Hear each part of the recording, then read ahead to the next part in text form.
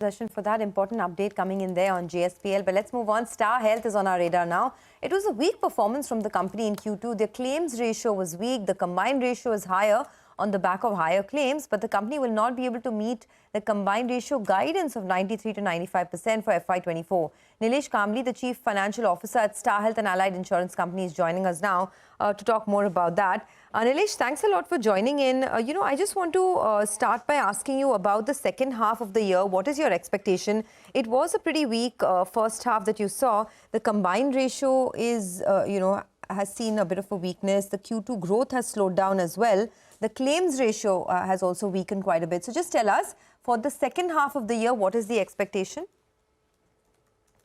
Thank you for having me on the show. So for the first half, we grew by 18%. We continue to maintain our market share at 33% and grow in line with the industry growth rate.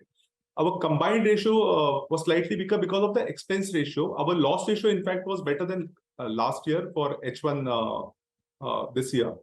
Expense ratio, again, we have done some investments in tech and digital capabilities, and the operating leverage benefit will come in the second half of the year.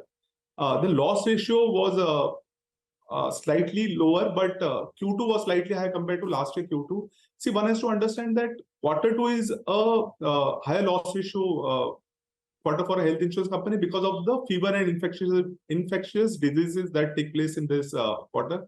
We have seen some impact in October as well, and hence we have said that our guidance might be pushed on the higher side for the full year. You said that you won't be able to meet that combined ratio guidance of 93 to 95% for FY24. Where do you think you'll end the year at? And also for FY25, what is the kind of combined ratio guidance that you're putting out? See, what we have said is the guidance might be pushed beyond the levels that we have given. We don't want to comment on the number. For FY24, again, we are taking certain steps. The price increase for our flagship product has taken place. We'll be taking price increase in other products as well.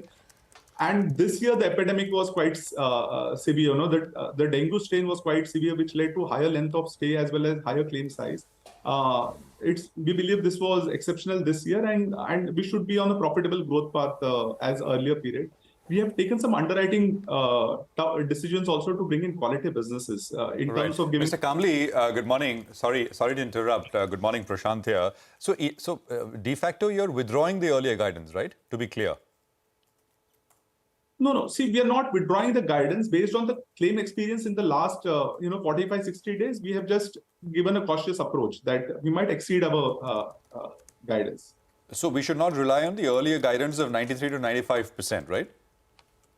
See, we are taking steps to ensure that, how we can bring in cost savings. The price increase is taking place. Got it. So what would be the new number, Mr. Kambli? If you can give, that'll help. If you can broadly indicate.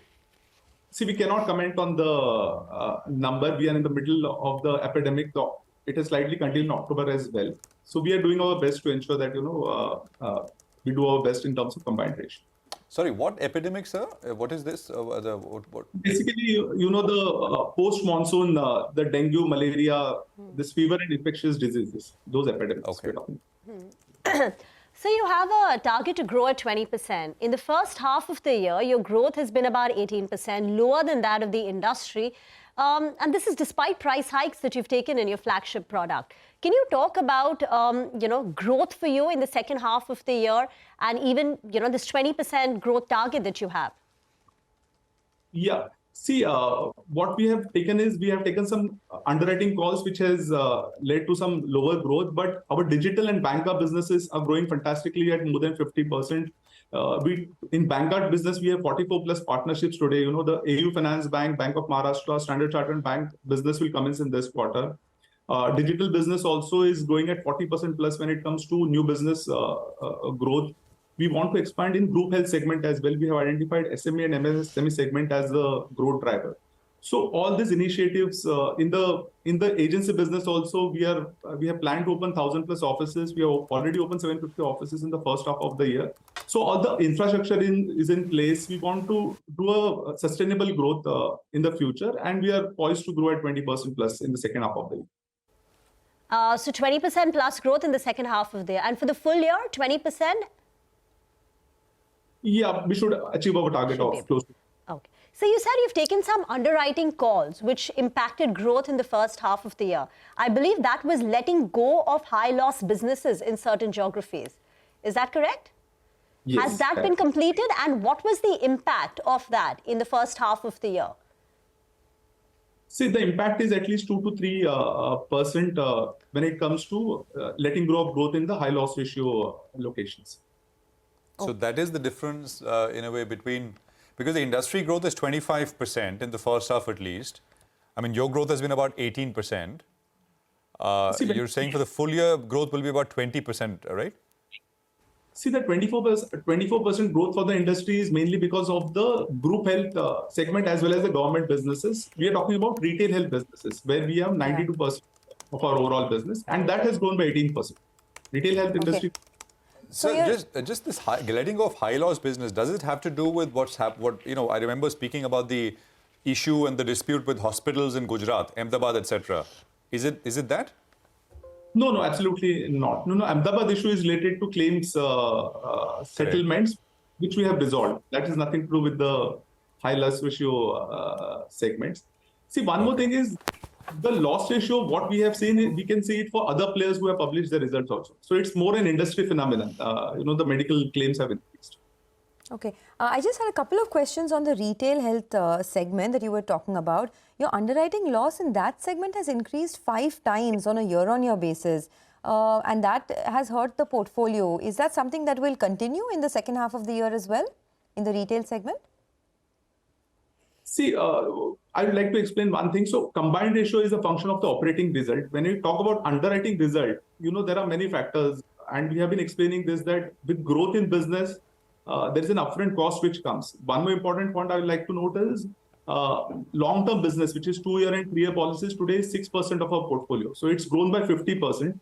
While the earnings will come over 2-year, 3-year period, the cost of that business is upfront. That itself is a 50 crore strain on our business, which is the new business strain that we call it, life insurance business.